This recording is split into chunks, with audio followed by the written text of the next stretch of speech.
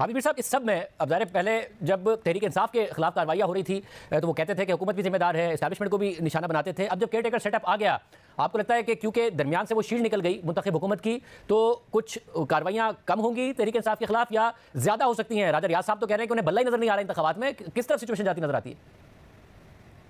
देखिए, मेरा ख्याल है कि अब तहरीक इंसाफ इतनी मैटर नहीं करती। मैटर ये करता है कि आइन की पासदारी कौन कर रहा है और कौन नहीं कर रहा। तहरीक इंसाफ इररिलेवेंट हो चुकी है। कुछ लोग जो हैं वो बिल्कुल ब्लाइंडली, उनका सिर्फ जिंदगी का एक ही मकसद नजर आता है कि इस पार्टी को खत्म किया जाए किसी तरीके से, ये पार्टी जो है ये दोबारा इलेक्शन ना लड़े, इसको सीटें ना मिलें। तो उनकी जिंदगी का तो यही मकसद है। लेकिन ये देखना, ये एक शॉर्ट टर्म ऑब्जेक्टिव है उनका।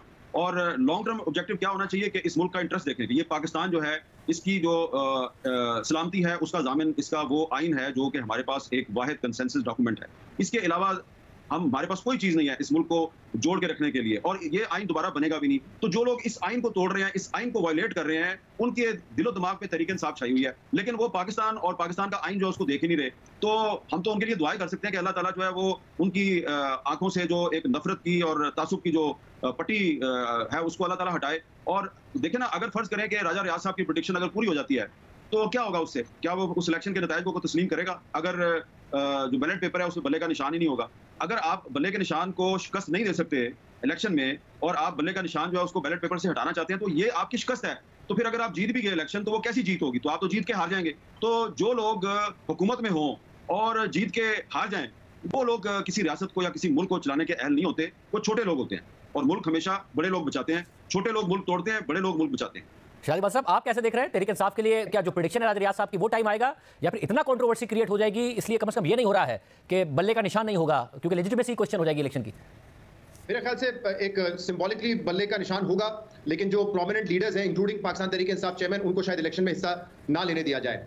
तो मुझे तो ये इस वक्त सूरत हाल नजर आ रही है। लेकिन शायद देखिए, हम ये बात करते रहे कि माजी में हुकूमतें जब जारी होती हैं तो वो बारूदी सुरंगें बिछा देती हैं, ऐसे इकोनॉमिक फैसले करती हैं कि आने वाली हुकूमत के लिए मुश्किल हो जाए। ये जो पीडीएम की हुकूमत फैसले करके गई है ना, ये वो बारूदी सुरंगें हैं जो कि आपकी जमहूरियत को पटरी से उतार सकती हैं। अगर इलेक्शन नहीं हुए, ताखीर भी गैर जरूरी, तो ये वो बारूदी सुरंगें हैं जो कि इलेक्शन को जो कि जमहूरियत को पटरी से उतार देंगी। तो मुझे नहीं समझ आ रहा, मैं कल आपके शो में सुन रहा था, राना सनाउल्लाह कह रहे थे, हमारे शो में भी यही बात कर रहे थे कि सिविलियन सुप्रीमेसी की बातें किताबी बातें हैं, हमें जो है प्रैग्मेटिक होना चाहिए, फौज को जो है हमारी मदद करनी चाहिए इकोनॉमिक मामलात में, डेवलपमेंट मामलात में, इस तरह मामला चलना चाहिए।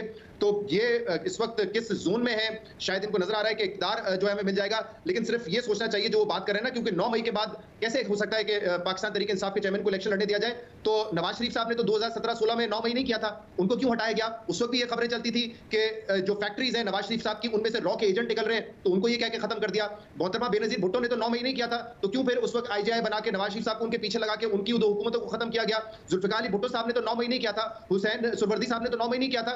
तो जवाब आप कोई भी बना लेंगे सियासी लीडर को बाहर रखने का। आज राना साहब जस्टिफाई कर रहे हैं कि 9 मई हो गया तो हम पूरी ताकत का इस्तेमाल करेंगे, फौज भी हमारे साथ मिलकर ताकत में शामिल हो जाए, तो उसमें कोई बुराई नहीं है। लेकिन जरा आप साबिक अपनी हिस्ट्री से सबक सीखें। हर रहनुमा ने आके 9 मई नहीं किया, लेकिन उनको भी सियासत से आउट किया गया। तो एक और पार्टी को और लीडर को आप आउट कर रहे हैं। आपको लगता है कि अगर ये सही इसी तरह मुल्क चल रहा है तो फिर चलाते रहें। बहुत शुक्रिया।